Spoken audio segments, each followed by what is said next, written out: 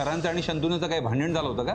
हो सर, त्याला ओरडले होते कारण तो अभ्यास करायच्या ऐवजी मोबाईलवर टाइमपास करत होता. मग इथे थांबण्याची गरज असेल तर मी माझ्या सहकार्यांना सांगते, म्हणजे तशी व्यवस्था होईल. थँक्स मॅडम, पण खरंच त्याची काही गरज नाही, कारण सरांचे विद्यार्थीच इतके की प्रत्येक जण काही ना काहीतरी मदत करतोय. सीटने मात्र त्या मोबाईलच्या कॉल रेकॉर्डवरून आणि मेसेज रेकॉर्डवरून एक नाव समोर आणले, किरण चित्रे. आम्ही किरण चित्रे नावाच्या मुलाला शोधतोय. मीच किरण चित्रे. अहो खरं सांगते मॅडम, शंतनू नव्हता आला. शंतनूने मेसेजला रिप्लाय देणं बंद केल्यानंतर त्यांनी पहाटे 4:30 वाजता तिला एक टेक्स्ट मेसेज केला. 9C36. पण त्यावेळी शंतनूचा फोन सरांनी जप्त केला होता ना, म्हणून कदाचित तो सरांशी भांडला असेल. आणि सर मोबाईल देत नाहीत म्हणून त्यानं सरांना मारला असेल. नाही सीट, मला नाही पटत आहे. हो हे बघ, आत्ता आम्ही निघतोय, पण तुला जर शंतनूविषयी काहीही कळलं तरी लगेच आम्हाला कळव. हो नक्की मॅडम, मी ही वाट बघते तो कधी सापडतोय याची. पण मॅडम मला अजूनही असं वाटतंय की शंतनू असं करणार नाही. शंतनूने पळून जायला नको होतं. एनिवे, तो जर निर्दोष असेल तर मी नक्की मदत करेन त्याला. येतो आम्ही. तुझा फोन.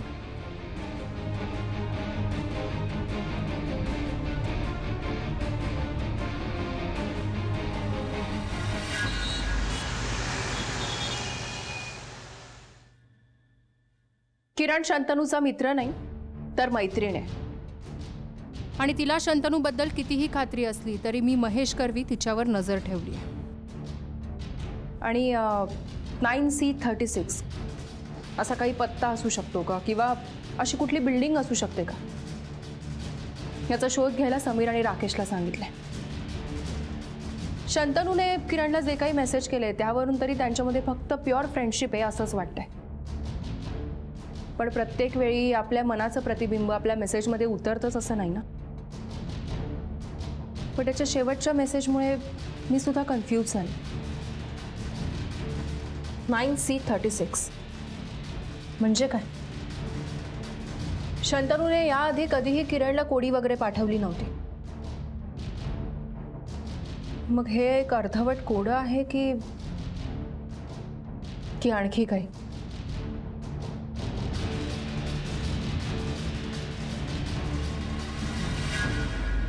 (9C36) नक्की काय समजायचं? त्या शंतनूने आपली नक्की थट्टा नाही ना केली? इन्स्पेक्टर साहेब, शंतनूने सरांवर हल्ला केला असेल किंवा नसेलही, पण तुम्हाला खरंच असं वाटतंय की त्या परिस्थितीत त्याच्याशी काही थट्टा करायची मनस्थिती असू शकते? म्हणजे या तिघांनी किंवा तिघांपैकी कोणीतरी सरांवर हल्ला केलाय असं आपण गृहीत धरूनच तपास करतोय. कदाचित आपलं हे अझम्पशन चुकीचंही असू शकतं ना. कदाचित अमेय आणि विराज बाहेर गेले असताना तिसऱ्याच कोणीतरी येऊन सरांवर हल्ला केला असेल. पण सरांचं कोणाशी वैर असेल? सर, आपल्याला बऱ्याचदा असं वाटतं की आपलं कोणाशीच वैर नाही, पण आपल्या नकळत काही लोक आपल्याला शत्रू मानत असतात, त्याची आपल्याला कल्पनाही नसते. मला सांगा, त्या दिवशी हवालदार साहेब जेव्हा या मुलांना इथे घेऊन आले होते तेव्हा हजारे सर कशा संदर्भात आले होते? त्यांच्या शेजारच्या बिल्डिंग मध्ये लग्न होतं आणि तिथे लाऊडस्पीकरचा आवाज मोठ्याने करून ठेवला होता. त्याची तक्रार करायला आले होते. मी फोन केल्यावरती त्याने आवाज कमी केला आणि नंतर वेळेच्या नियमाप्रमाणे बंदही केला. एक सुजाण आणि जबाबदार नागरिक म्हणून. अस्मिताताई, हा बाळा, काका बरोबर बोलतायत.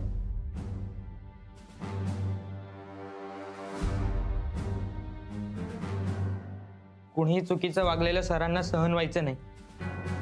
कुणी नळ चालू ठेवला, उगाच लाईट चालू ठेवली तरी ते बोलायचे. विजेची पाण्याची बचत करा असे ते नेहमी सांगायचे. इन्स्पेक्टर साहेब, सरांच्या रूमची मी एकदा तपासणी करू शकते का? हो, का नाही? पण तिथे आम्हाला संशयास्पद असं काही सापडलेलं नाही. साहेब येऊ? हा या ना. नमस्कार. मुलांसाठी घरचं जेवण घेऊन आले होते, त्यांना दिलं तर चालेल का? आई, आमचं पोट भरलंय. इन्स्पेक्टर काकांनी आम्हाला खायला दिलेलं. काही मुलं गुन्हेगार असतील तर कायदा त्यांना शिक्षा देईल. मी या मुलांना उपाशी कसं ठेवू? अंजली ताई, हे दोघेही जर निर्दोष असतील तर नक्की सुटतील. अस्मिताताई, आम्ही खरंच काही केलेलं नाहीये का? अस्मिताताई, पण आमचा अभ्यास बुडतोय. पाटील, यांच्या बागा यांच्या ताब्यात द्या आणि अभ्यासाला बसू द्या.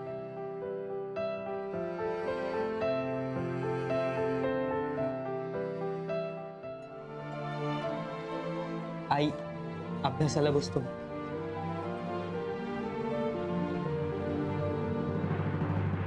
साहेब, तुम्ही दाखवलेली माणुसकी मी आयुष्यभर विसरू शकणार नाही. ताई, मला सुद्धा यांच्यासारखी 2 मुलं आहेत. पोलीस असलो तरी आम्ही माणसंच आहोत, पण कायदा आम्हालाही पाळावा लागतोच ना. पुराव्याशिवाय आम्ही कोणाला पकडूही शकत नाही आणि तसंच सहानुभूती वाटली म्हणून सोडूही शकत नाही. थँक्यू साहेब, तुम्ही माझं खूप मोठं टेन्शन कमी केलं. बरं, हा डबा इथे ठेवला तर चालेल का? म्हणजे मुलांना भूक लागली तर खाता येईल. बरं, ठीक, ठेवा इथे. थँक्यू. चला अस्मिता, ये. एक मिनिट सर.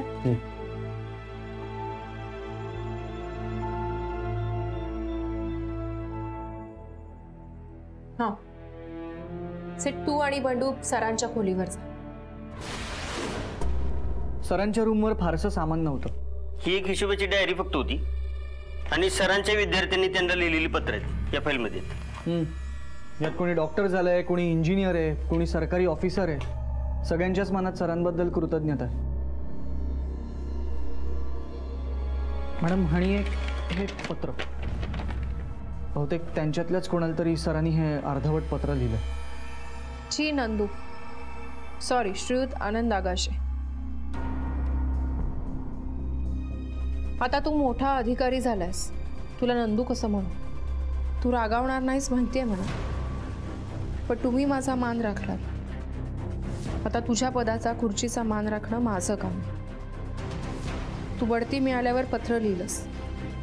गेल्या आठवड्यात स्वतःहून ओळख दाखवलीस म्हणून हे पत्र लिहितोय. माझं तुझ्याकडे फार महत्त्वाचं काम. मॅडम, हे पत्र आम्हाला गादीखाली गावलं, पण ते अर्ध लिहिले. हां मॅडम, आणि ही फाईल महत्त्वाची वाटली म्हणून घेऊन आलो.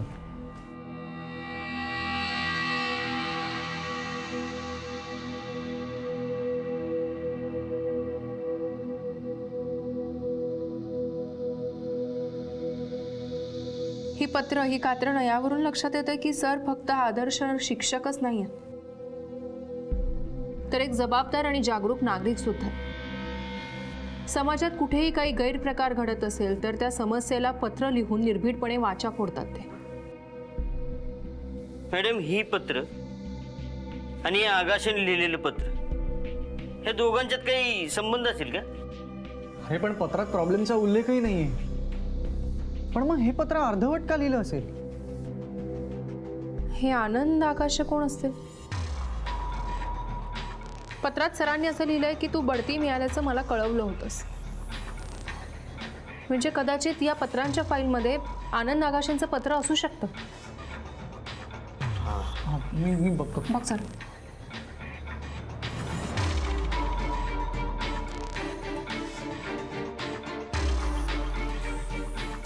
मॅडम, हे पत्र आहे. सरकारी अधिकारी आहेत ते. हजारे सरांनी या आगाशे साहेबांना पत्र लिहिले, म्हणजे 9C36 हा नगरपालिकेतल्या वॉर्डाचा तर नंबर नसेल. सेट, आकाश साहेबांचा नंबर मिळव.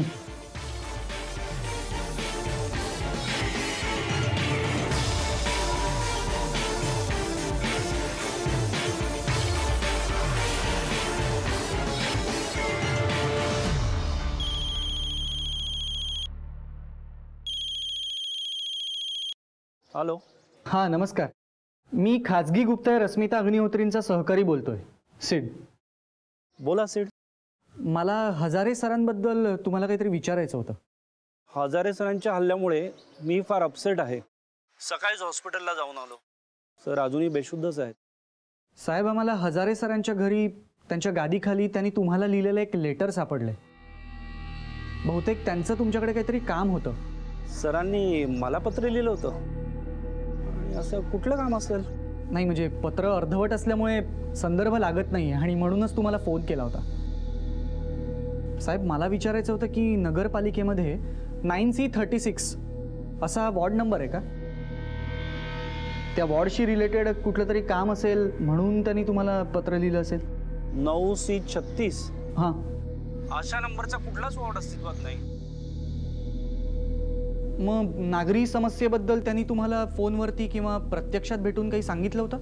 नाही, असं काहीच बोलले नव्हते. नाहीतर मी लगेच ॲक्शन घेतली असती. मी बोलते. नमस्कार सर, मी अस्मिता अग्निहोत्री बोलते. नमस्कार मॅडम, बोला. सर, मला असं वाटतं सरांवर झालेला हल्ला आणि त्यांनी तुम्हाला लिहिलेलं अर्धवट पत्र यांचा काहीतरी संबंध असू शकतो. ओ माय गॉड, म्हणजे सरांना कुठल्या तरी गैरप्रकाराबद्दल किंवा भ्रष्टाचार प्रकरणी माझ्याशी बोलायचं होतं आणि म्हणूनच. हो, आणि म्हणूनच त्यांच्यावर हल्ला झालेला असू शकतो. हे फार भयंकर आहे मॅडम. मी माझ्या लेवलला ट्रेस करण्याचा प्रयत्न करतो. तुम्हालाही काही क्लू मिळाला तर लगेच कळवा. Thank you so much for your concern and cooperation. Okay madam, thank you.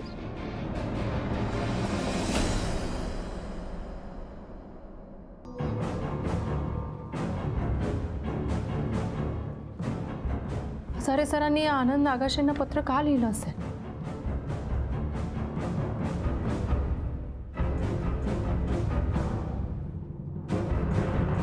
सरांवर हल्ला झाला 30 तारीख या पत्रावर. म्हणजे हे पत्र अर्धवट लिहिलंय कारण कदाचित सरांना पत्र पूर्ण करता आलं नसेल. म्हणजे हे पत्र लिहित असतानाच हल्लेखोर आले असतील म्हणून त्यांनी ते गादीखाली लपवलं. नाही, पण मग शंतनूचं काय? तो तेव्हा कुठे होता? अमेय आणि विराज म्हणाले ना, कदाचित शंतनू बाहेर पडला असेल आणि त्याला बघायला सर बाहेर पडले असतील आणि तेव्हा त्यांच्यावर हल्ला झाला असेल.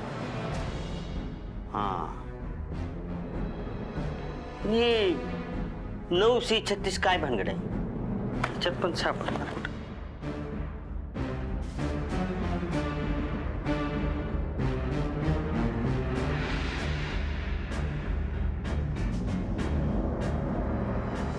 एक मिनिट.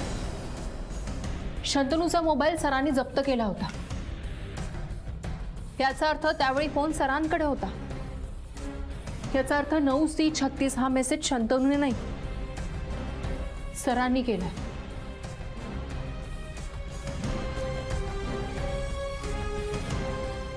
हे 9C36 काय भानगड आहे? कोड असल्यागत वाटायला लागले आता. अरे बंडू, तेच तर शोधून काढायचं आपल्याला. आणि शोधलं की सापडतच. शंतनू सापडायला हवं. सरांच्या माजी विद्यार्थ्यांकडून आणि मीडियाकडूनही प्रेशर यायला लागलंय. शंतनूने हल्ला केला नसेल पण तो हल्लेखोरांना सामील असू शकतो ना, म्हणून तो गायब झालाय. नाही, दोघं काही सांगत नाहीयेत.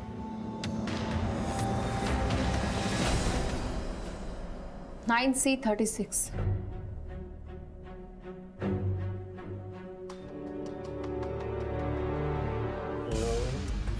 4 आपण म्हटलं. मॅडम, हे 9×36 असं असेल का? नाही रे, 9च्या पाण्याचा काय संबंध?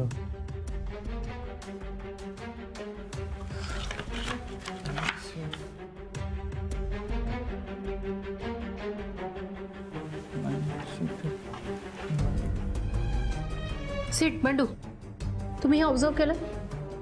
आकाश सरांनी पत्राच्या शेवटी तुमचा आज्ञाधारक A1 असं लिहिलं. A1 असं का लिहिलं असेल त्यांनी? मॅडम, आपण आकाशांना फोन करून विचारूया. हां, फोन लावताना.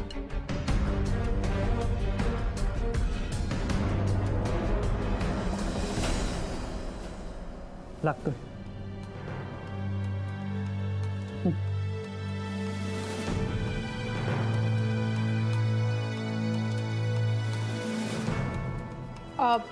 नमस्ते आकाशी साहेब, मी पुन्हा फोन केला तुम्हाला. एक शंका होती. बोला ना Smita madam, I am always there to help you. हां सर, तुमच्या पत्राखाली तुम्ही असं लिहिलं की तुमचा आज्ञाधारक A1, याचा काय अर्थ होतो? मॅडम, शाळेत हुशार विद्यार्थी असल्यामुळे मी नेहमीच अतुकडीत असायचो. आणि मॅडम, माझं नाव व आडनाव दोन्ही एने सुरू होत असल्यामुळे माझा रोल नंबर नेहमी 1 असायचा. त्यामुळे सर नेहमी गमतीने मला A1 म्हणायचे. Interesting. Anyway, thank you so much. Madam, thank you म्हणू नका. सरांवर ज्यांनी हल्ला केला आहे त्याला आपल्याला लवकरात लवकर शोधून काढायचं आहे. A1 9C36. A1 9C36.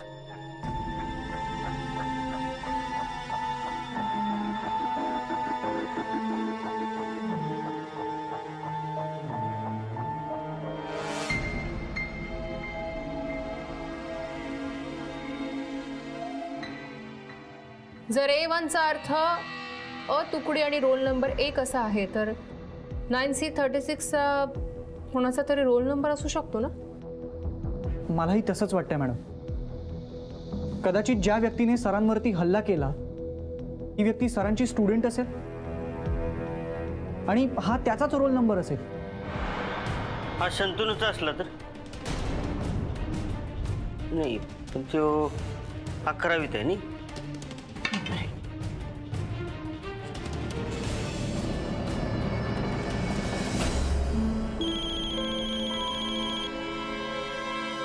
हां बोला मॅडम. हां इन्स्पेक्टर साहेब, 9C36 हा कोणाचा तरी रोल नंबर असावा असं आम्हाला वाटतंय. तुम्ही प्लीज अमेयाला विचारा की शंतनूचा आत्ताचा आणि 9वीतला रोल नंबर काय होता. हो मॅडम, एक मिनिट.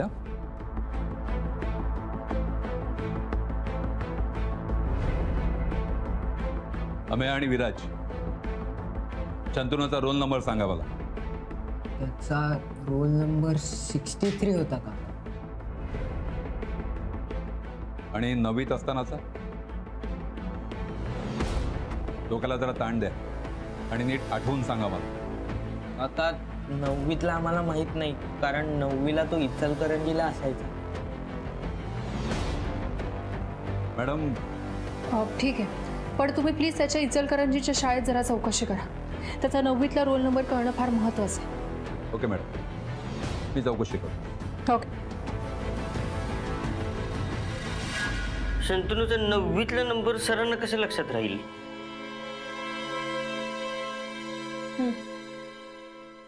पण बंडू, मी फक्त एक चान्स घेते. कदाचित हल्लेखोर शंतनू नसेलही. हा रोल नंबर हल्लेखोराचा आहे एवढं नक्की. किंवा कदाचित असं झालं असेल की त्या हल्लेखोराला सरांनी पाहिलं असेल. सरांना त्याचं नाव आठवलं नसेल, पण त्यांचा नंबर लक्षात आला असेल. कारण हा नंबर तसा लक्षात राहण्यासारखा आहे. 9C36. हां, 36 हा वैऱ्याचा आकडा आहे. 36.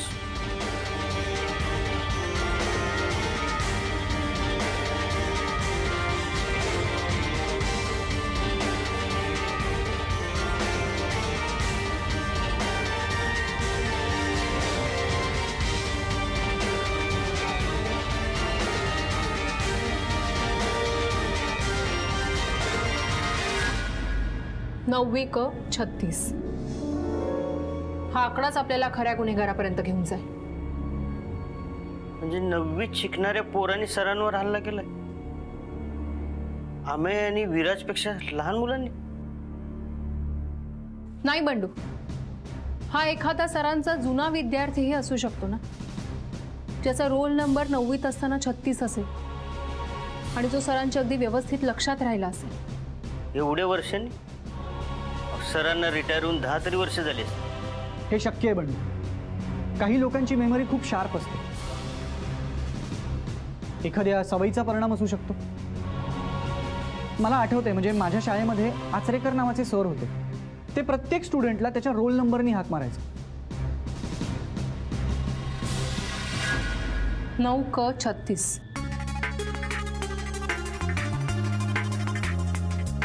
नववी क मधल्या 36 रोल नंबर असलेल्या मुलाने सरांवर हल्ला केलाय,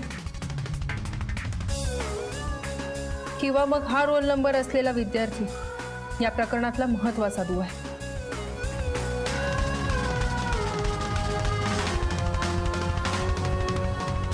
सर कुठल्या शाळेत शिकवत होते?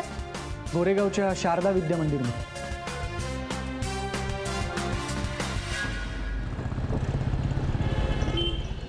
अहो हजारे सर जवळजवळ 38 वर्ष आमच्याच शाळेत होते. म्हणजे बघा 1967 पासून ते रिटायरमेंट पर्यंत, म्हणजे 2005 पर्यंत. आणि मी सुद्धा त्यांचीच विद्यार्थिनी. त्यामुळे शक्य तेवढी मदत मी अगदी आउट ऑफ द वे जाऊन सुद्धा करायला तयार आहे. शिर्के मॅडम, आम्हाला असा संशय आहे की सरांवरती ज्यांनी हल्ला केला त्या व्यक्तीचा रोल नंबर 9C36 आहे, पण आम्हाला त्याचं वय माहीत नाहीये. सो आम्हाला सरांनी शिकवलेल्या 9वी क मधल्या 36 रोल नंबर असलेल्या सगळ्या मुलांची नावं हवी होती. हां, 1967 पासून समजी. ठीक आहे.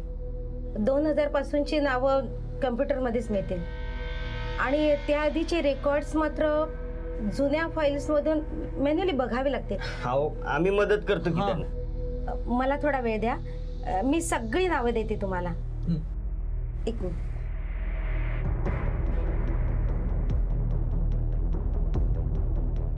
जोशी, माझ्याकडे अस्मिता मॅडमची माणसं आली आहेत आणि ते हजारे सरांच्या हल्लेखोरांना शोधतायत. तर आपला सगळ्यात सुरुवातीपासूनचा रेकॉर्ड बघा जरा आणि त्यांना हवी ती लिस्ट लवकरात लवकर द्या. थँक्यू.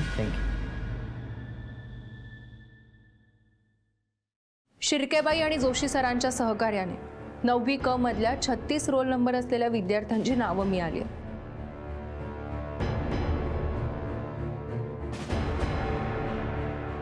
1967 पासून ते सर रिटायर होईपर्यंत, म्हणजे अगदी 2005 पर्यंत टोटल 38 विद्यार्थ्यांची नावं आहेत. यांच्यापैकीच कोणीतरी सरांवर हल्ला केलाय. शांतनू त्याचा साथीदार आहे की नाही माहित नाही, पण यांच्यापैकी तो कोण आहे? माझे सहकारी त्यांनी ही लिस्ट वाटून घेतली आणि एक एक नाव ते व्यवस्थित चेक करताय. मी सुद्धा 2005 पासूनच्या विद्यार्थ्यांची नावं उलट्या क्रमाने चेक करते.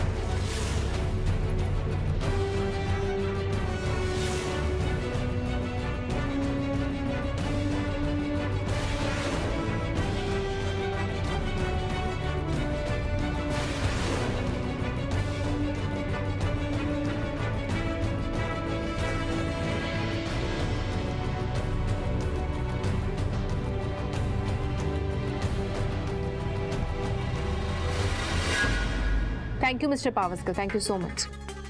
आणि तुमचे सिनियर रजत नरवणे आणि किशोर ओक यांच्याबद्दलही काही कळलं तर लगेच कळवा. थँक्यू.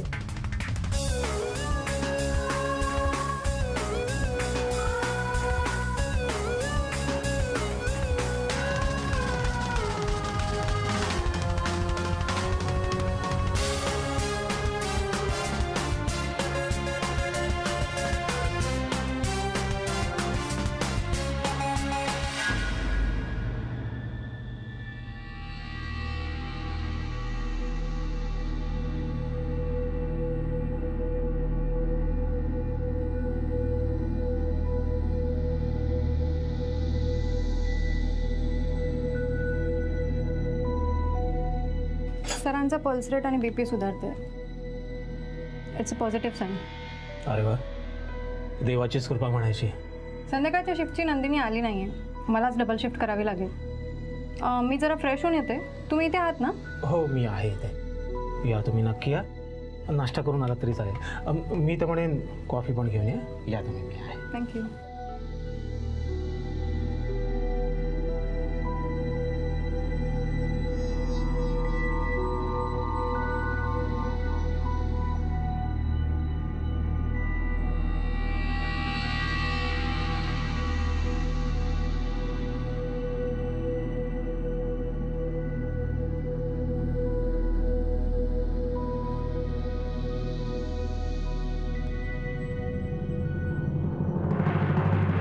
सर ओळखलात का मला? कसं ओळखणार? त्या दिवशी शुद्धीवर असताना तुम्ही मला ओळखलं नाहीत. मग आता या बेशुद्ध अवस्थेत तुम्ही मला कसं ओळखणार, नाही का?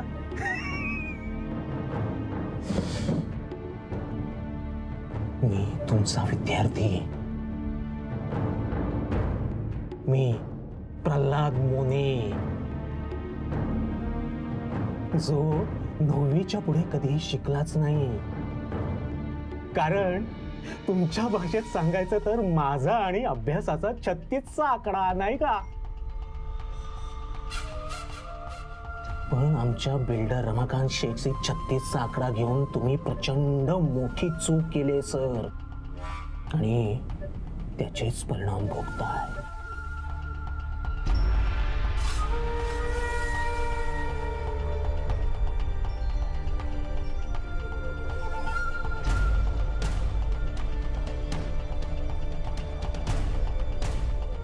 सर, मी सतत तुमच्या भोवती फिरतोय, सतत तुमच्या भोवती फिरतोय.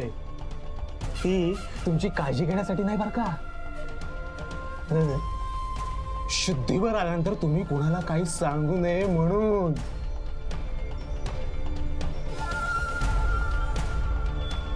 सर, मी सगळ्यांना सांगितलंय.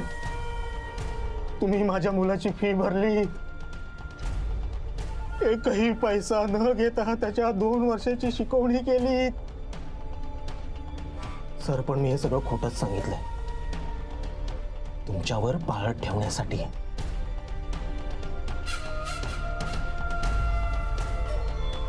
आणि सर, शेवटचं सांगतोय, शुद्धीवर येण्याचा प्रयत्न करू नका. तसा मला संशय जरी आला ना तरी मी तुम्हाला मारून टाकीन.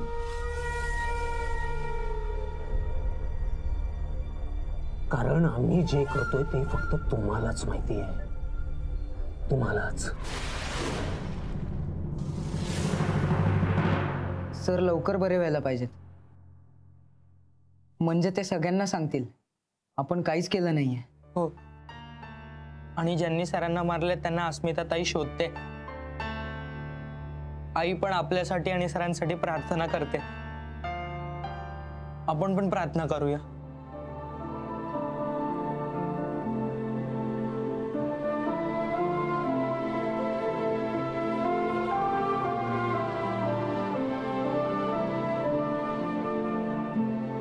देवा, सरांचे प्राण वाचू दे. हवं तर माझं आयुष्य सरांना दे, पण अमेय आणि विराज निर्दोष सुटू. अस्मिता मॅडमच्या प्रयत्नांना यश दे देवा.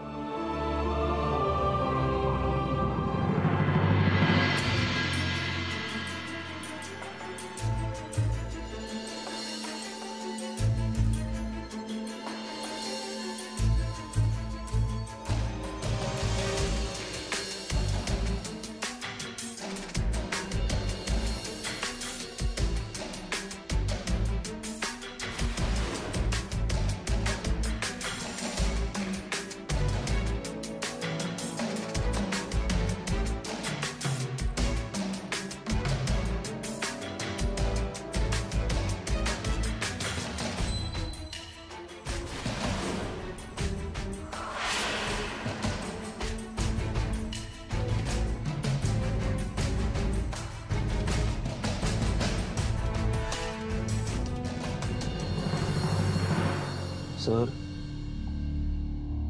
गुरुहत्येचं पाप माझ्या माथी का मारताय? त्यापेक्षा बेशुद्ध असताना सेंड ऑफ घ्या ना. कशासाठी एवढ्या यातना सहन करताय सर?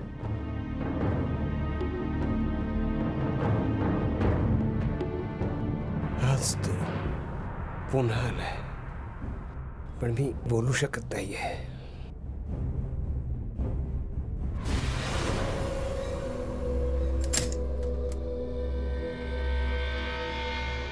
विराज, अमेय,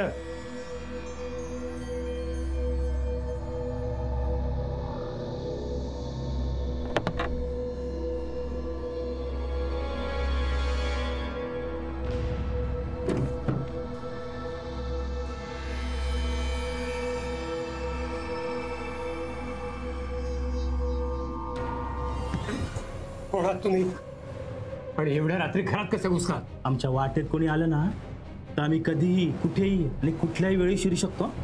तुम्ही त्या राखीव भूखंडाचा नाश सोडून द्यायचा, कारण तिथे रमाकांत शेठचा कॉम्प्लेक्स उभा राहणार आहे. त्याच्याशी वाकडेपणा घेऊ नका, घ्याल तर पस्तावाल.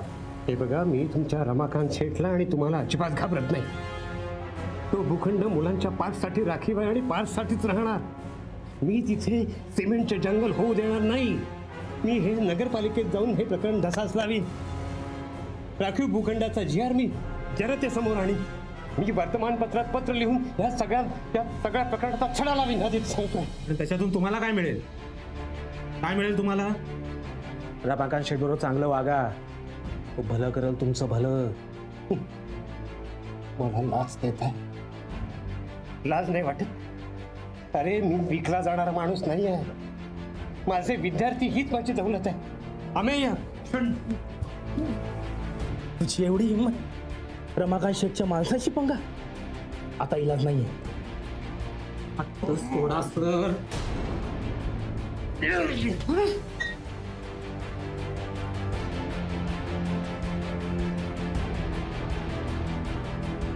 शेवटचं सांगतोय सर, हट्ट सोडा. याला समजवत राहण्याचा प्रयत्न करत राहू नको. ऐक माझं.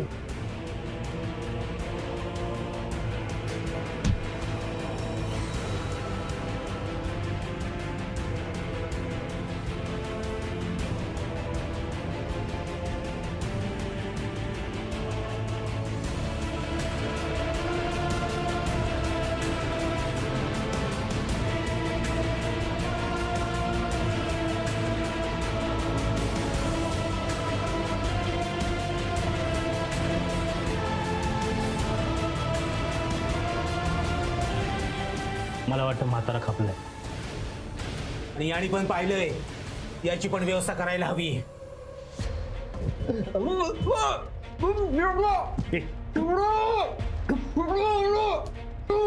नाहीतर त्याच्यासाठी झालं तरी समजलं ना.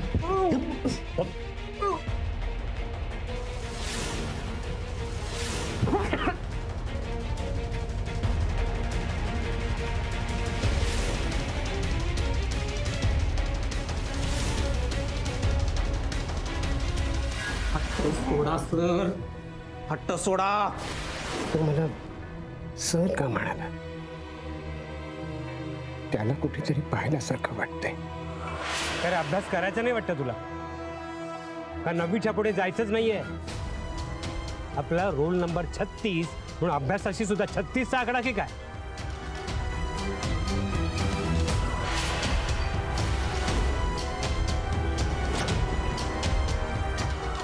शेवटचं सांगतोय सर, हट्ट सोडा.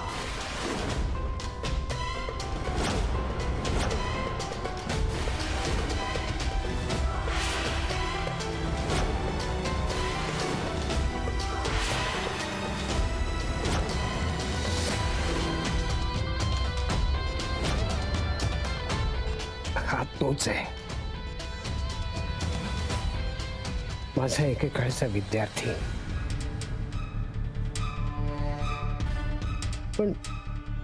पण याचं नाव काय? नाव नाही आठवत. पण रोल नंबर?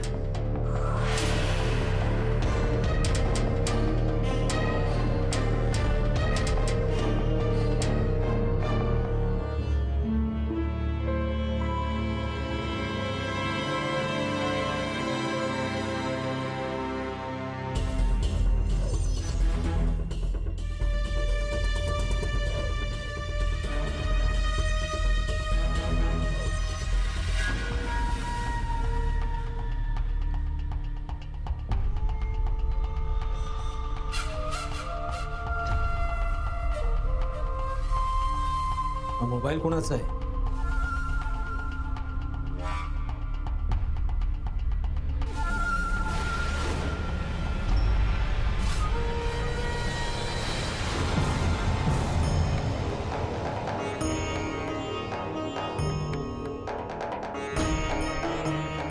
सर, तुम्ही शुद्धीवर आला? तुम्ही का शुद्धीवर आलात? मला मारायचं नव्हतं सर तुम्हाला.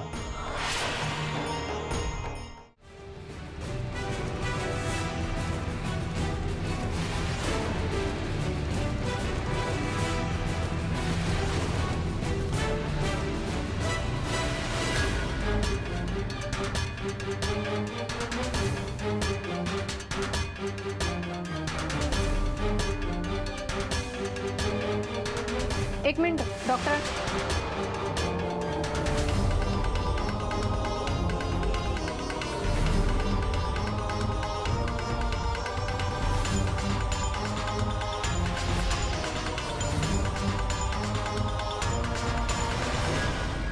आम्ही लिस्ट चेक करतोय, पण ज्याने हल्ला केलाय तो स्वस्थ बसणार नाही. सर हॉस्पिटलमध्ये आहेत हे त्यालाही कळलं असेलच, पण तो तिथे पोहोचायचाही प्रयत्न करेल.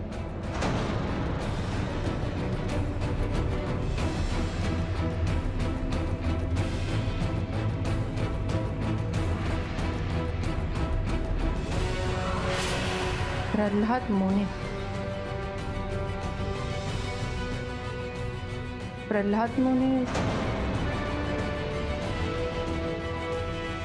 प्रल्हाद हे नाव मी कुठेतरी ऐकलंय. कुठे ऐकलंय नाव. हे प्रल्हाद सरांना ऍडमिट केल्यापासून हे इथेच आहे. प्रल्हाद मोने हे नाव हॉस्पिटलमध्ये डॉक्टरांच्या तोंडून ऐकलं होतं मी, पण तो सतत सरांच्या आसपास होता.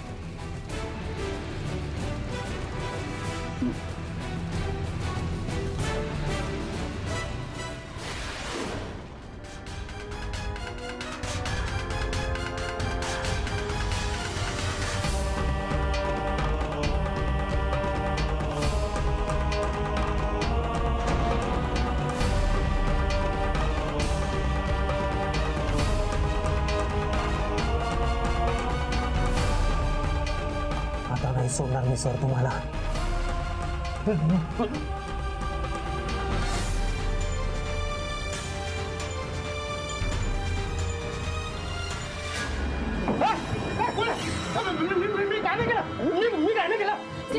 खाली घेऊन डॉक्टरांना पाठव.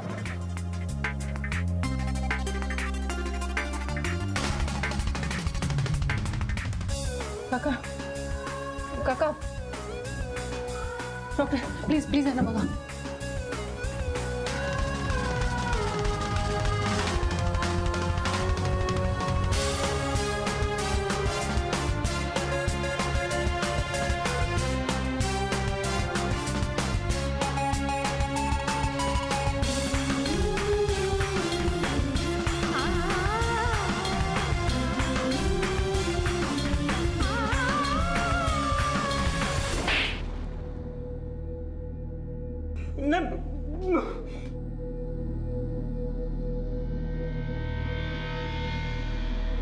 मी खरंच काय नाही केलं. तुला काय वाटलं तू जे काही केलंयस ते कधीच कोणालाच कळणार नाही, पण लक्षात ठेव गुन्हा कधीच लपत नाही. सरांना तुझं नाव आठवत नव्हतं, पण तुझा रोल नंबर लक्षात होता. शारदा विद्यालय 1990ची बॅच, 9वी क रोल नंबर 36. आठवतंय? याच नंबरमुळे तू पकडला गेलास. आणि काय रे, आपले गुरु आपले शिक्षक हे देवा समान असतात, त्यासनीच तू मारायला निघालेलास. आणि तेही एकदा नाही, दोनदा. लाज नाही वाटली? आता या गुन्ह्याला माफी नाही. शांतनुला कुठे ठेवलाय सांग. तो जयराम बरोबर आहे, तो माझा साथीदार आहे. जयराम कुठे? मला नाही माहिती हो, मला खरंच नाही माहिती. खरंच नाही माहिती? नाही माहिती, खरंच नाही माहिती, खरंच नाही माहिती.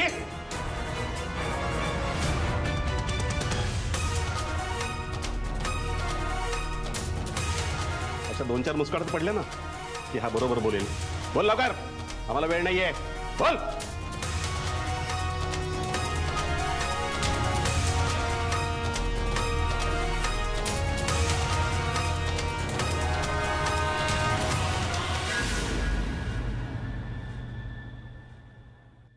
पोलिसांनी प्रल्हाद आणि जयरामला अटक केली आणि जयरामच्या तावडीतल्या शांतनूलाही सोडवले. प्रल्हाद आणि जयरामच्या कबुली जबाबाच्या आधारावर बिल्डर रमाकांत प्रधान यालाही अटक करण्यात आली. आता अमेय आणि विराज यांची सुटका झाली आणि ते तिघेही पुन्हा काकांच्या घरी अभ्यासाला जातात. अरे हो आनंद, कळलं मला. त्या राखीव भूखंडावर आता मुलांना खेळण्यासाठी पार्कच होणार. थँक्यू आनंद. अरे गुरुदक्षिणाच दिलीस तू मला. आनंद, खरं तर तू आणि प्रल्हाद दोघेही माझेच विद्यार्थी, पण प्रल्हाद एका टोकाला आणि तू दुसऱ्या टोकाला. पण मला आनंद ह्या गोष्टीचा आहे की या मुलांचा प्रवासही तुझ्याच दिशेने चालू आहे, म्हणजे चांगल्या मार्गाला. अरे आपला विद्यार्थी मोठा झाल्यावर कर्तबगार आणि सदाचारी बनला तर आम्हा शिक्षकांना आनंदच असतो. वाटतं आपल्या मेहनतीचं चेज झालं नाही, पण हे प्रकरण मिटलं म्हणून मी माझं व्रत सोडणार नाही. अन्यायाला आणि भ्रष्टाचाराला वाचा फोडण्याचं मी माझं काम सुरूच ठेवणार. हो, आणि आता तू आणि अस्मिताही माझ्या पाठीशी आहात, ही मुलंही आहेत. हो, भेटूया. Okay, thank you. काकांसारखे नागरिक आहेत तोवर समाजात चांगले बदल होण्याची आशा अजूनही आहे. घरातल्या गृहिणींनी किंवा सिनियर सिटीजन्सनी टीव्हीवरच्या मालिका बघण्यात गैर काहीच नाही. उलट काही मालिका कसं वागावं आणि कसं वागू नये याची नकळत शिकवणच देत असतात. आणि मॅचेसचंही आकर्षण असतंच ना.